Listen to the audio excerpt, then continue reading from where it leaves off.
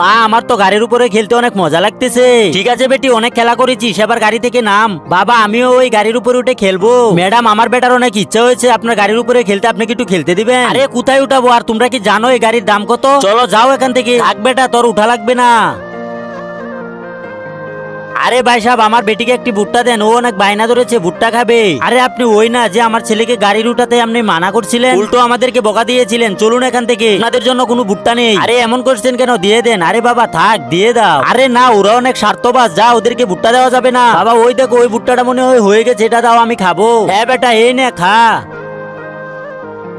আরে আন্টি দাঁড়ান, এই দেখেন আমি আপনাদের জন্য ভুট্টা নিয়ে এসেছি।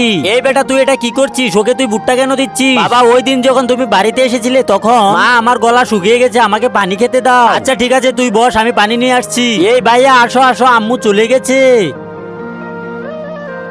ভাইয়া আম্মু চলে গেছে, এখন তুমি গাড়িতে উঠো, আমরা দুজন মিলে অনেক খেলা করব।